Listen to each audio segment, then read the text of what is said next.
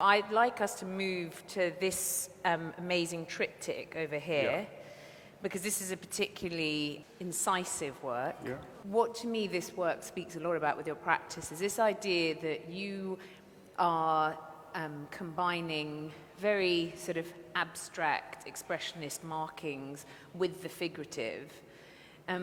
What I find with a lot of the works is that the figures feel as if they are a part of these abstract accumulations of paintwork and colour.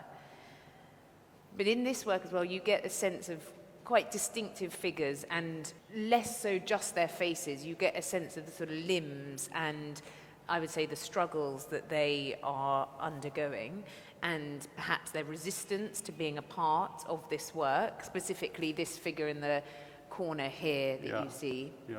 And just think initially I wanted to ask you about, I know we've spoken about this a lot, but who are the figures? Because they have a sense of distinction between them. Like if we look at these sort of faces, the colours that have been used, the expressions, like we have in part a sort of like a sense of teeth.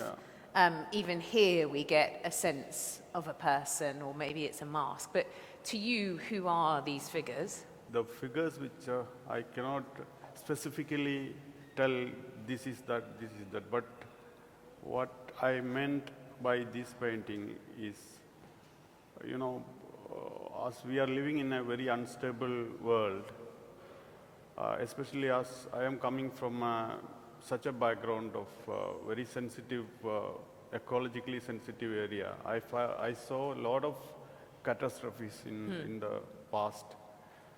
People used to intimidated with the heavy rain and land erosions and landslides. Those things, I saw with my eyes straightly, the land is just moving like, floating with water. And I wonder also if you're thinking across oceans, and we were discussing yesterday about artists working in Zimbabwe, where again you have these areas which sort of historically haven't been settled, and what does it mean then to settle and be an artist there observing? And it's an interesting thing to actually think about, and I will, after this, I'm going to do a bit of research into how you express that insecurity